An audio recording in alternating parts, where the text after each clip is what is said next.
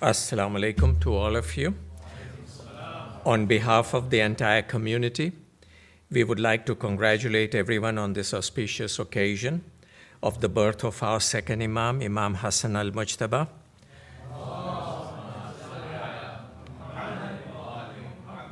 May Allah give us the opportunity to visit his resting place.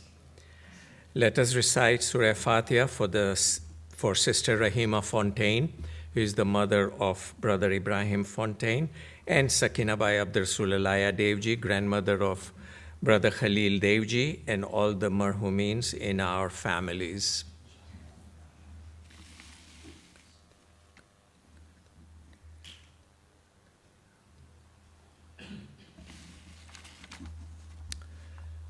For those of you who don't know me, my name is Mohsin Ali, and I am the resident physician. You thought I was going to say alim, huh? That's reserved for Amin. Reminder for everybody who wish to participate in the toy drive to provide deserving children with Eid gifts, please bring an unwrapped toy worth at least $10 to the center on any day until May 25th. We'll also be accepting gift bags and wrapping paper. So bring those to us and we'll be giving it to Mehboob Dala here. Next Sunday, now very important, please listen to this. Next Sunday is May 26th. After the Majlis program, we'll be reciting Dua Joshan-e-Kabir. Joshan-e-Kabir next Sunday. As always, we will be breaking up into small segments. So anybody interested in reciting, please let us know so that we can start a list. And on the ladies' side, please contact Sister Shabnam Devji so that she can start a list so that everything goes on smoothly. That's next Sunday. Then we will be holding a pre-Eid celebration Mela on Saturday, June 1st, the following week. And there will be lots of vendors, food, and activities for the whole family. The event will begin after the Majlis. That's on June 1st. And that will be a Saturday. So bring all your families around, and it would be nice to have all of you here. And as announced, we will be having the programs at this center every night per the emails and all the information that you have received. The programs from tomorrow will start at 8 p.m. with namaz, not at 7 o'clock, at 8 o'clock. Dinner will be served, which will be followed by Majlis, by a live Maulana. Tonight, we are pleased to have Sheikh Zargar with us. Sheikh Zargar grew up here in Southern California. He received his bachelor's degree from UC Berkeley and then moved to Qum to pursue higher religious education. After 9 years of Hausa studies, he's returned to the United States to further his academic studies. He's currently finishing his Islamic Studies PhD at UCLA. We are very proud to have him join us here today. And with a loud salawat, let's invite him to the podium.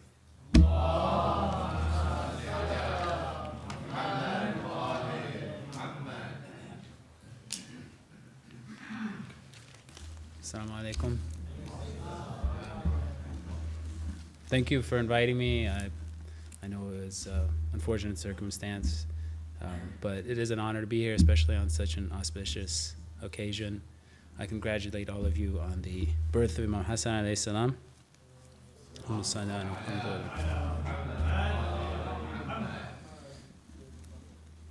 Inshallah. And I'll do my best. I prepared yesterday and today, so I hope this is useful for you. Inshallah. أعوذ بالله من الشيطان الرجيم بسم الله الرحمن الرحيم الحمد والثناء لله رب العالمين بارئ الخلائق أجمعين باعث الأنبياء والمرسلين ثم الصلاة والسلام على سيدنا ونبينا وحبيب قلوبنا وشفيع ذنوبنا المصطفى الأمجد والرسول المسدد المحمود الأحمد أبا القاسم محمد اللهم صل على محمد وآل محمد وعلى أهل بيته الطيبين الطاهرين. أعوذ بالله من الشيطان الرجيم. بسم الله الرحمن الرحيم. ومن يتق الله يجعل له مخرجا ويرزقه من حيث لا يحتسب ومن يتوكل على الله فهو حسبه إن الله بالغ أمري قد جعل الله لكل شيء قدرا. صدق الله العلي العظيم.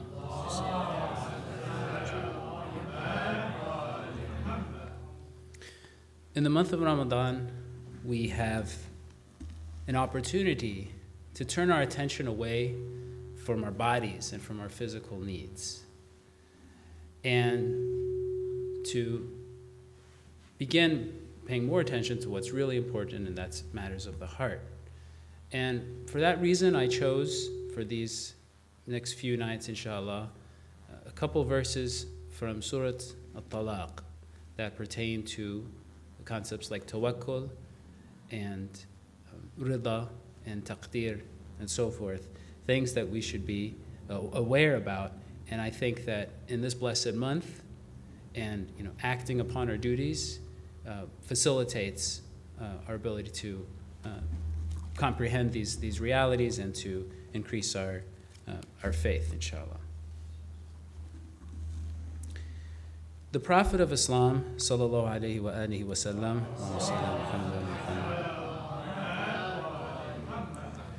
is reported to have said, and this is in Majma' al-Bayan and elsewhere, that I know of one verse such that if people were to act upon it, it would suffice them.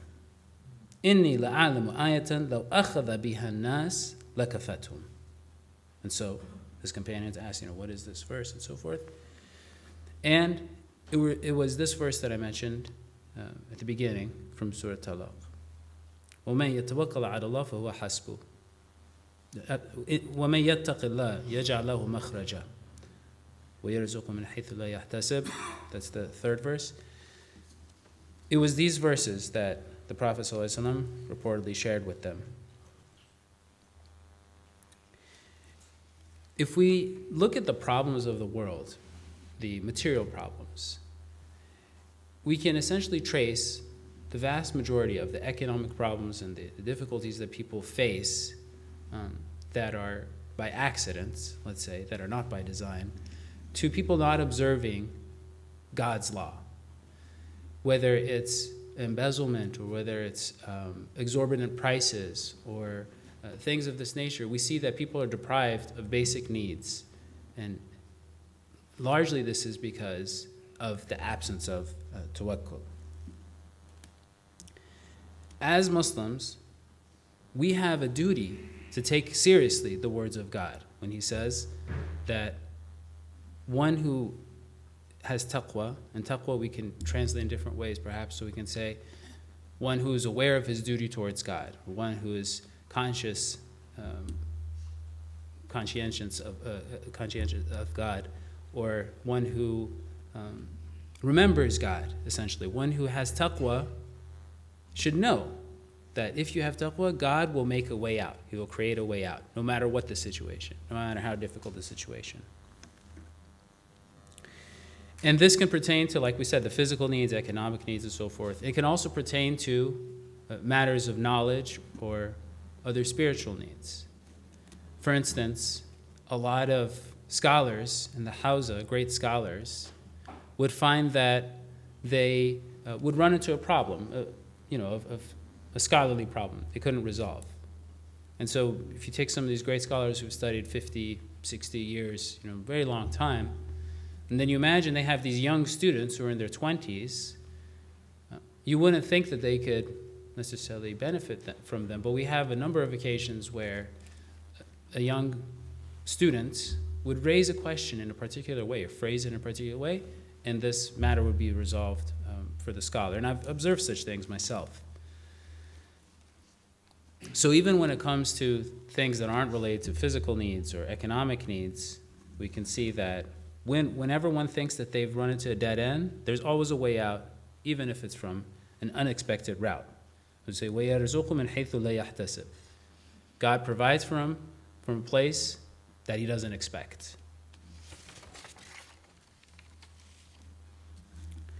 I think the example of fasting is a good example for Taqwa creating a way out.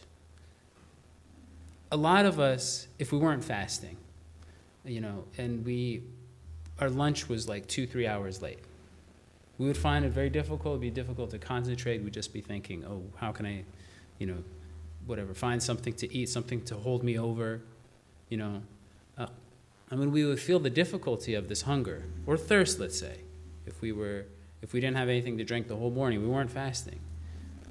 We had eaten something, we had a little bit of water, but not enough. We would sense our thirst.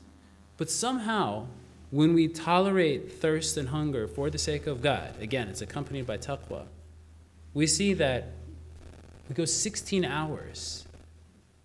And a lot of us, you see, mashallah, we're not necessarily in a rush to break our fast. We very patiently, we pray, it's not like we're going, if we weren't, fasting, we wouldn't see this kind of patience and this kind of control, this self-control. Now, in a hadith in Majma' al-Bayan, the Prophet sallallahu alayhi wa sallam,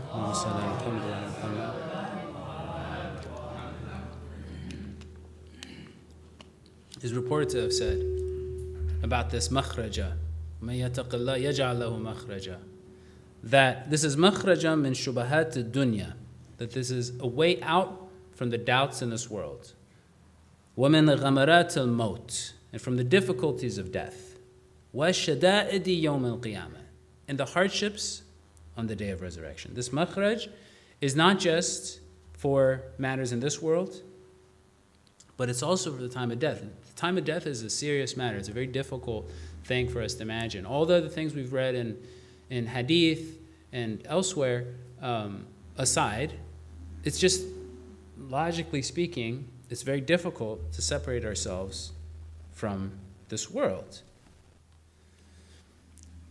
If someone were to live in an apartment or a home just for 2 years, after those 2 years, moving, there's a small sort of, what can be a major even form of attachment. I have a daughter who's 2 years old, and so this is a perfect example. And we're actually in the process of moving. And so the other day we sold our dining table and our chairs, and she cried like pretty seriously. She's like, I want my table, I want my chair. She's only known the world for 2 years, and I guess, those were very special to her, because, everything has to be in its place. So she likes putting the high chair on the chair, and her whole kind of world was rocked, and that just kind of, agitated her.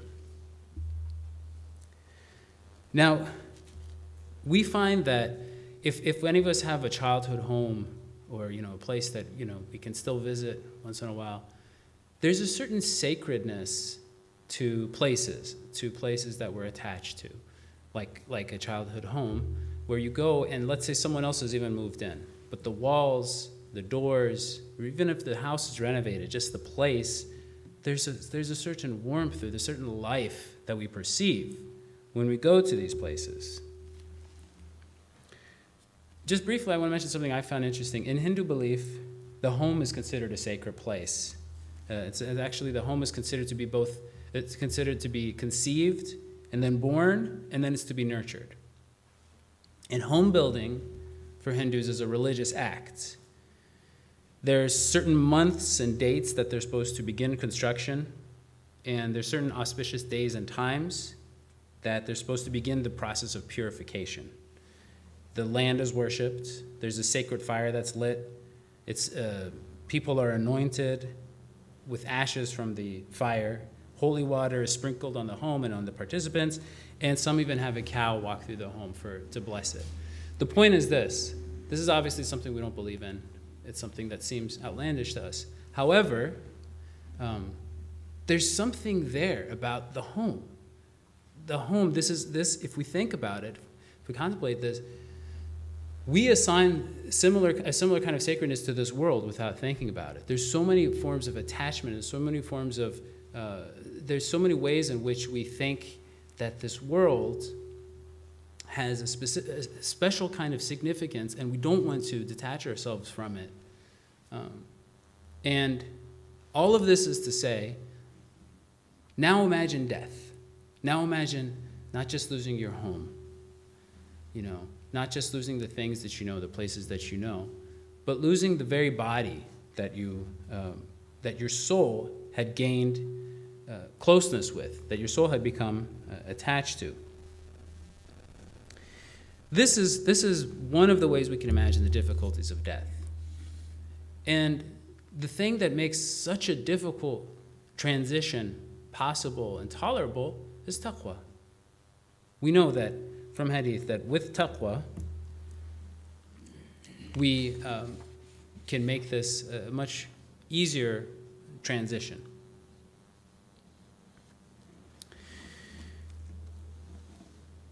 Imam Ali alayhi salam, he said, Allahumma salli ala Muhammad wa ala Muhammad. Have said about this verse, مخرجا من الفتن. This وَمَن يَتَقِ اللَّهَ يَجْعَلْ لَهُ مَخْرَجًا. This is makhraj, this is a way out of fitan, from tests. وَنُورًا مِنَ الظُّلَمِ.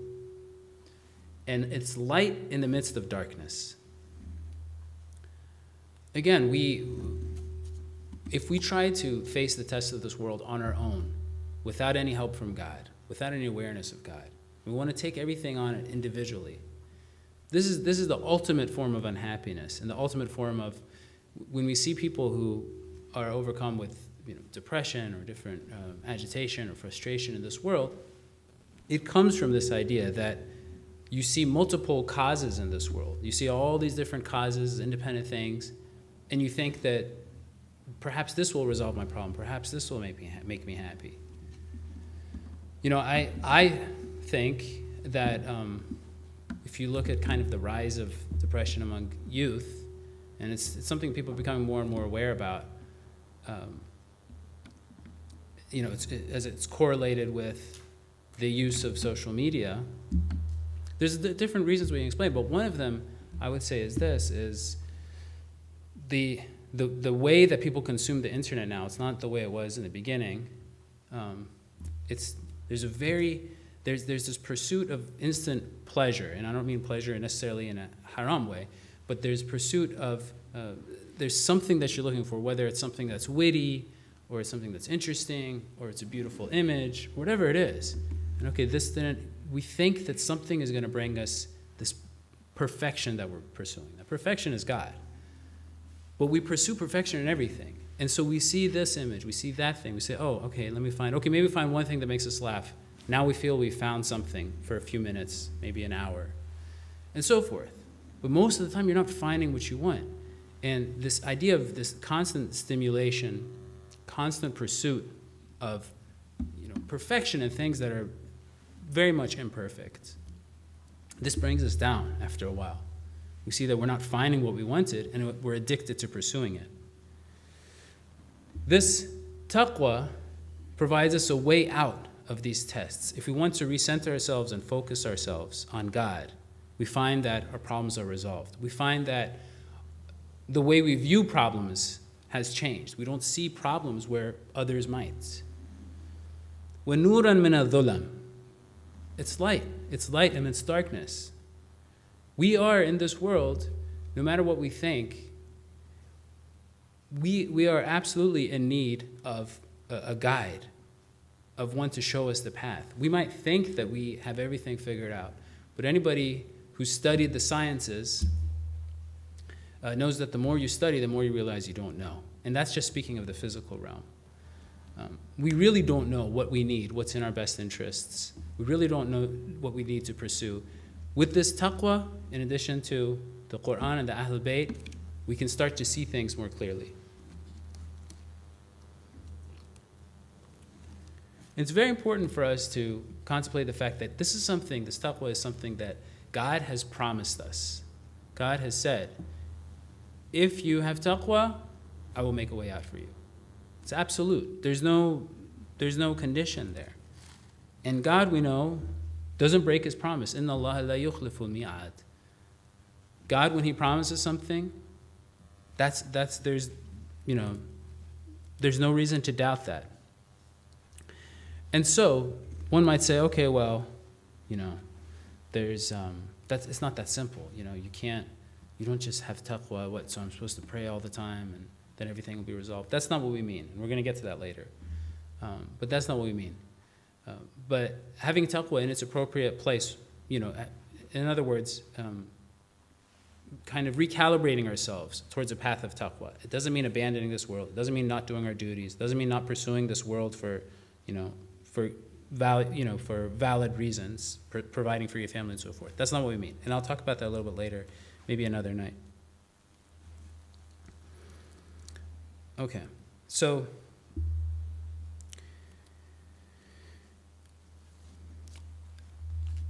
what do we mean by this taqwa? Obviously, we know we're careful in our duties. We know that it means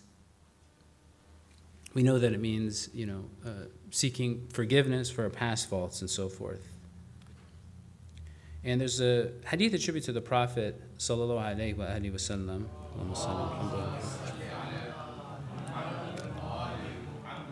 in this regard that says, "Man akthar al-istighfar ja'ala Allah lahu min kulli hammin faraja."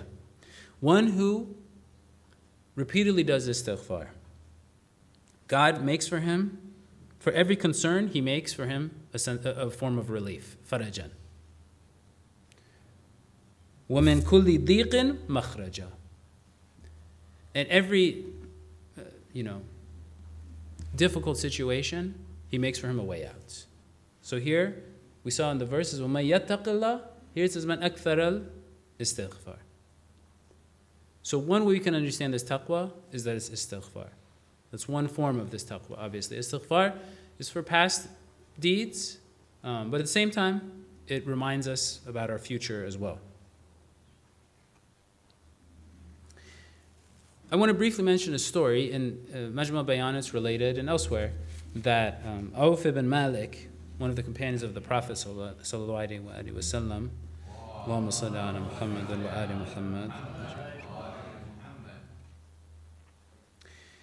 it's mentioned that he came to the Prophet when one of his sons was was made prisoner by the enemies of Islam.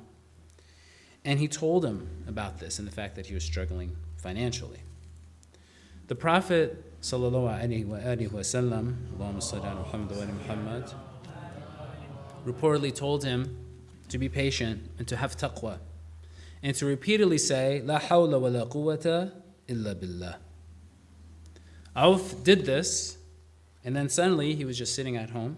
His son came through the door.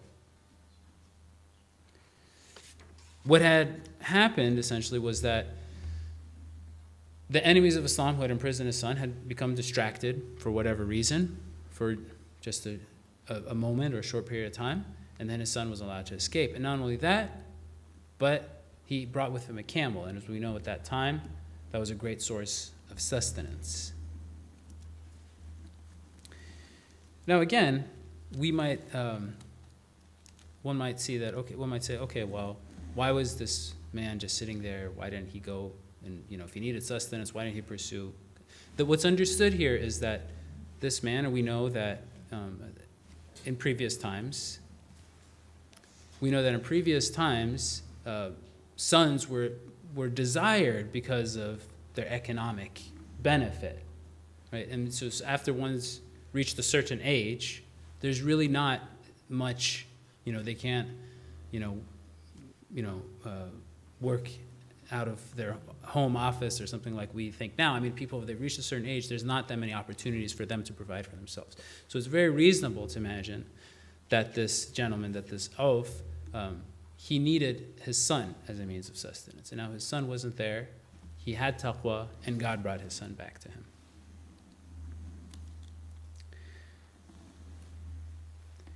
Another thing that we can consider when thinking about this, being relieved of our difficulties in this world, is reading the Quran. In Usul al-Kafi, it's reported that the Prophet sallallahu alaihi wa alihi wasallam,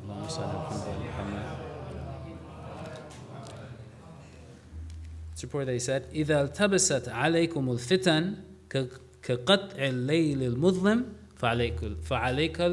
فَعَلَيْكُمْ بِالْقُرْآنِ. So if you're covered in difficulties and tests, like a dark night, then you should attach yourselves to the Qur'an. And here, I want to kind of make a connection between taqwa and the Qur'an. We see that both of them relieve us of difficulties. Taqwa, we've discussed, it's clear, inshallah. The Qur'an, I think a lot of us see in this blessed month, when we spend a lot of time reading the Qur'an, as opposed to when we spend, hopefully mashallah, most of you spend a lot of time reading the Qur'an throughout the year. But I imagine a lot of us spend a lot more time reading now than we normally do. We find when we're immersed in the Qur'an, we find that they're overcome with this kind of peace and calm.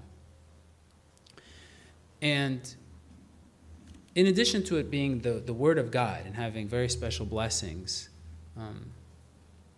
well, actually, this is directly related to that. I think it's very important that we focus on this one book of God. So throughout the year, we might read different, let's say, books, even Islamic things. We might hear speeches. We might read various books. We'll read a lot of things that aren't Islamic. And we might think they might be of some benefit to us. But there's something about dedicating ourselves to the one book of God and recentering our worldview around this book of God and the themes in this book.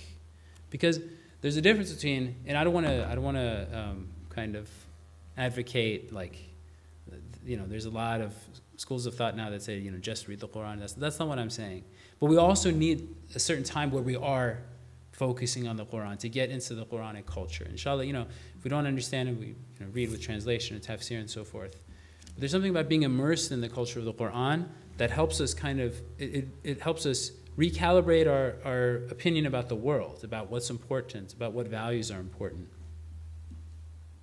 And again, I think that by doing that, in addition to the blessings that come with it being the Word of God and the rewards that we'll gain, inshallah, I think that it puts us at ease that, I realized I was placing certain things, I was giving value to certain things that really aren't very valuable in God's eyes, right? I was ignoring this certain thing. We can sometimes become immersed in our way of practice, and that can be the Islamic laws that we're familiar with or the cultural practices we're familiar with, and we'll miss out on some very important themes as mentioned in the Quran, perhaps because there's no direct, let's say, law or anything that we see as governing us in that regard.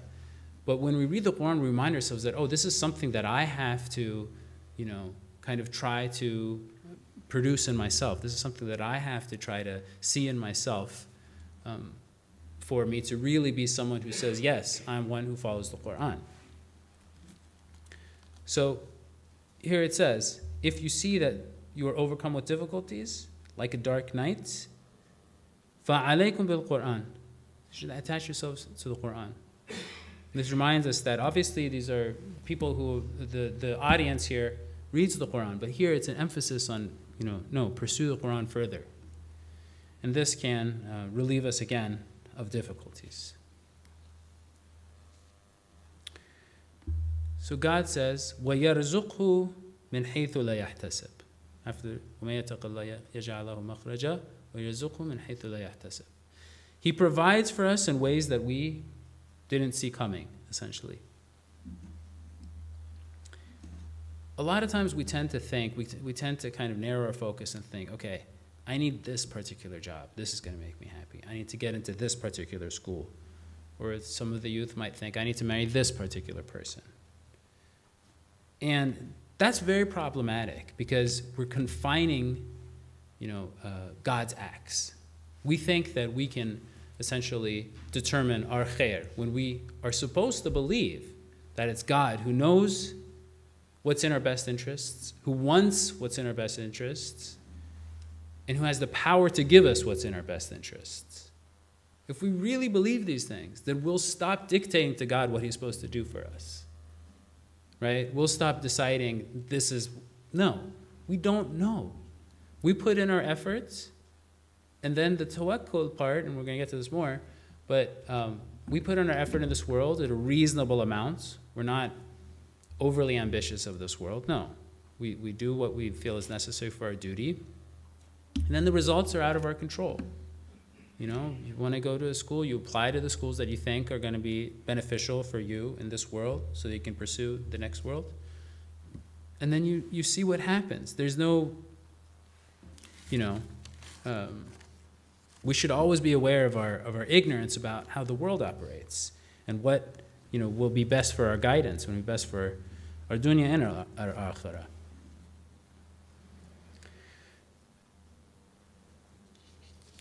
And it says, again, وَيَرْزُقْهُ مِنْ حَيْثُ لَا يَحْتَسِبْ.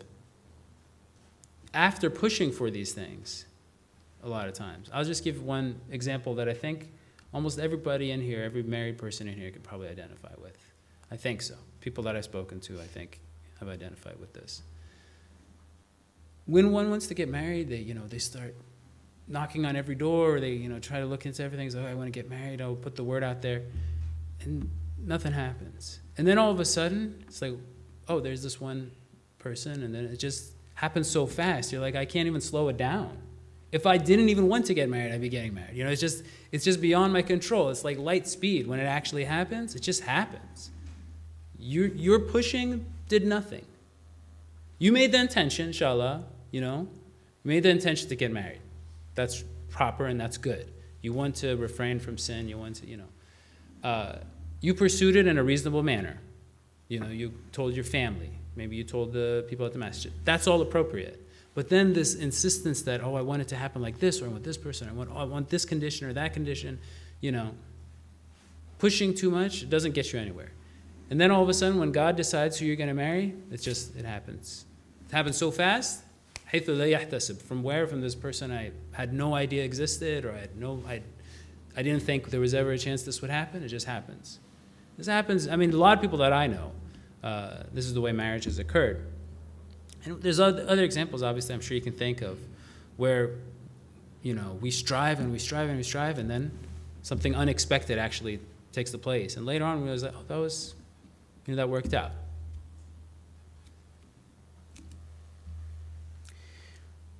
Okay, I won't take too much more time. I think maybe 10 more minutes. Yes? Okay. I want to share a hadith in the Amali of Saduq, in which Imam Sadiq alayhi salam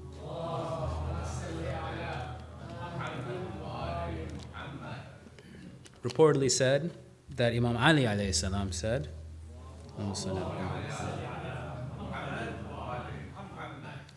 Kun lima la tarju arja minka lima tarju. Say, you should have more hope in that thing that you didn't have hope about than that thing in which you have hope. In other words, you believe that your success or your needs are in this one particular thing. That's what you're hoping for. Okay? There's something else you didn't expect to happen at all. You should expect that to be more likely than that thing that you're hoping for. Okay, now I'll explain. Okay. So this hadith then gives examples. 3 examples from the Quran. The first one, Nabi Musa ala nabiyana wa alihi wa alayhi salam.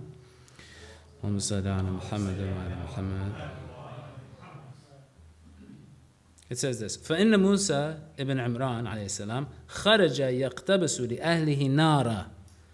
Musa set out to find fire for his family. فَكَلَّمَهُ اللَّهُ عَزَّ وَجَلَّ فَرَجَعَ نَبِيًّا.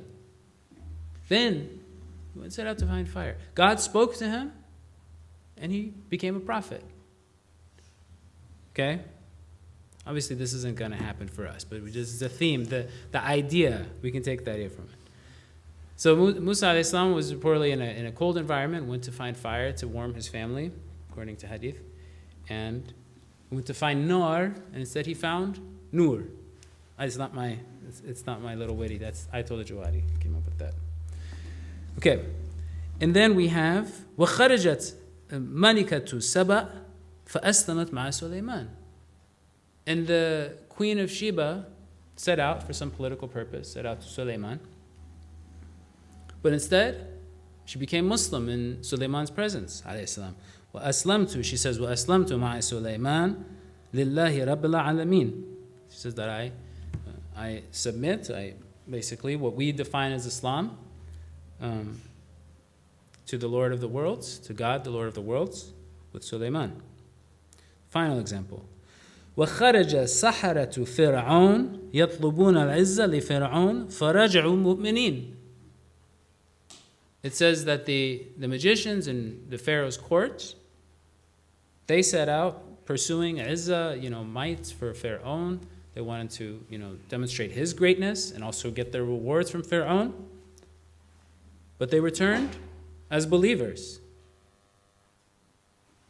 Thus, we should have more hope in those things that we didn't have hope in, that we weren't thinking about, right? Than we do in those things that we're pursuing, in those things that we're hoping. And this is what we mean, وَيَرْزُقْهُ مِنْ حَيْثُ لَا يَحْتَسِبُ.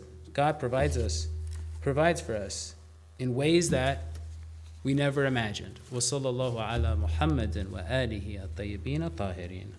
اللهم صل على محمد.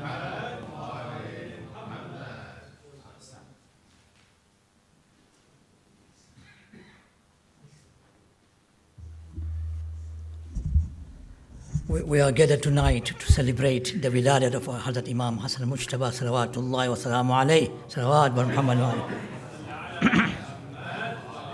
أفضل الصلاة محمد وآل محمد. یا امام حسن یا امام حسن آج دونوں جہاں میں ہے شور مچا. یا امام حسن یا امام حسن یا امام حسن یا گھر میں زہرا کے خالق نے بیٹا دیا.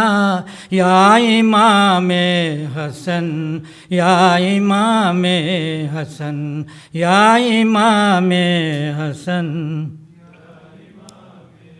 آج زہرا کو یہ مرتبہ ہے ملا, ماں کا رتبہ ملا, پھول کیسا کھلا.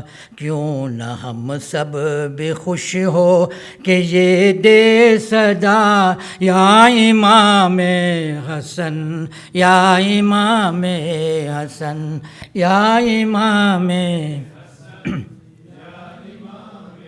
آپ کو یا رسول یہ مبارک ہو پھول, شاد دونوں بہت ہے علی ہو بطول. آج شیعہ بھی خوش ہو کہ دیتے صدا. یا امام حسن یا امام حسن یا امام. گھر میں زہرا کے سب خوش مسرور ہے, خود رسول خدا شاد و مسرور ہے. ان کی بیٹی کو حق نے یہ بیٹا دیا. یا امام یا امام حسن یا امام حسن.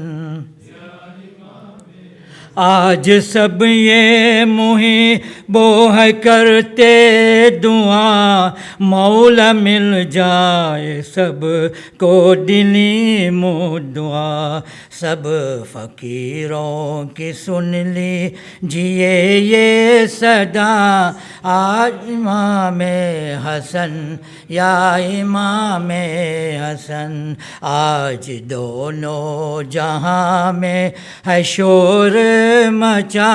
یا امام حسن یا امام حسن یا امام حسن الہی ببیمار دشت بلا جو بیمار ہو جلد پاوے شفا الہی برائے امام زمان ہمیں حول محشر سے دے تو امان قیامت میں مشہور رہو بعلی اٹھے قبر سے کہ ہم یا علی اے پانچونو مل جہاں چادتاً احمد و علی زہرا و حسن شبیر سے لے امام زمان شبیر سے لے امام زمان ایک ایک پہ صدا صلوات پرو صلوات صلوات و سلام یا امام زمان فرماو ظہور یا امام زمان صلوات توجہ زیارت